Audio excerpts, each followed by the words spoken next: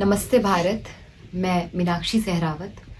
अभी हाल ही में कर्नाटक पुलिस के द्वारा मेरे ऊपर एक केस लगाया गया, मेरे अगेंस्ट एक एफआईआर दर्ज की गई और वो इसलिए की गई क्योंकि मैंने राष्ट्रपिता कहे जाने वाले एक व्यक्ति के ऊपर कुछ टिप्पणियां की।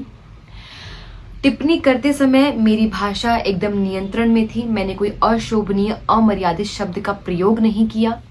उसके बाद भी मेरे ऊपर एफआईआर हो जाता है क्योंकि मैंने इतिहासकारों के द्वारा प्रमाण और तथ्यों के आधार पर जो कुछ भी ऐतिहासिक पुस्तकों में लिखा जा चुका है वही मैंने अपने शब्दों में जनता तक पहुंचाने का प्रयास किया, इसलिए मेरे ऊपर एफआईआर हो जाता है।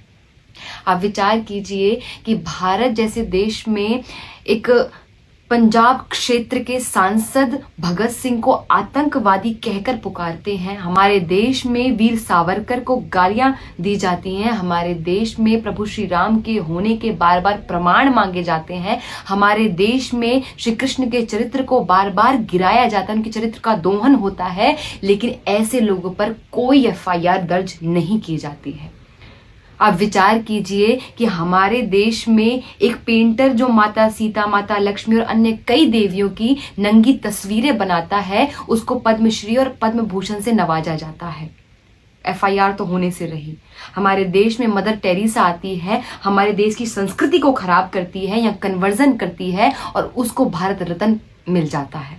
अब विचार कीजिए, हमारे देश में जेएनयू जैसी यूनिवर्सिटी में एक व्यक्ति भारत तेरे टुकड़े होंगे जैसे नारे लगाता है और उसके ऊपर कोई कार्यवाही नहीं होती है। क्यों? क्योंकि उसके पास फ्रीडम ऑफ स्पीच है, फ्रीडम ऑफ एक्सप्रेशन है, वो अपनी भावनाओं को व्यक्त कर सकता है। लेकिन मेरे पास ना फ्रीडम ऑफ स्पीच है, ना फ्रीडम ऑफ एक्सप्रेशन है, ना मेरे पास कोई प्रश्न करने का अधिकार है। और ये प्रश्न केवल मेरा नहीं है, मेरे जैसे कई लोगों का है। क्या कि किस दस्तावेज में कहाँ ये लिखा हुआ है कि ये व्यक्ति भारत का राष्ट्रपिता है? ये कहाँ लिखा हुआ? ये प्रश्न कई लोगों का है।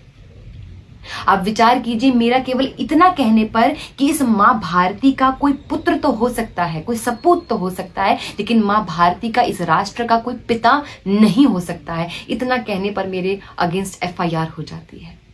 और मैंने देखा कि जब ये केस मेरे ऊपर हुआ तो कई रिपोर्टर्स ने और कई जगह ऐसी हेडलाइंस आई कि नॉर्थ की एक वक्ता ने इस प्रकार का बयान दिया है। हमने कब से अपने आप को इस प्रकार से नॉर्थ और साउथ में बांट लिया? बॉर्डर कब हमने खींच दिया? मैं नॉर्थ, साउथ, ईस्ट, वेस्ट नहीं हूं। मैं एक भारत की बेटी हूं। भारत की बेटी के ऊपर ऐसा कुछ हुआ है, भारत की बेटी के साथ ऐसा कुछ हुआ है, तो पूरा भारत मेरे साथ होना चाहिए। तो अपने आप को इस प्रकार से ना बांटा जाए। और जब से ये केस हुआ है तो कई लोगों का और बहुत लोगों का मेरे पास सपोर्ट आ रहा है, निरंतर सपोर्ट आ रहा है। आप लोग बहुत सपोर्ट कर रहे हैं और इसी प्रकार से सपोर्ट करते रहिए, क्योंकि आप लोग सपोर्ट करते हैं तभी हमारे भीतर से ऐसी आवाज़ निकलती है और हम अपनी आवाज़ को लोगों तक पहुंचाने में सफल रहते हैं, क्योंकि आप लोग साथ रहते हैं। और ऐसे ही साथ रहिए। जिस प्रकार से आप हम जैसे लोगों की सहायता कर सकते हैं वैसे करिए। अपने तन से, अपने मन से, अपने धन से करते रहिए।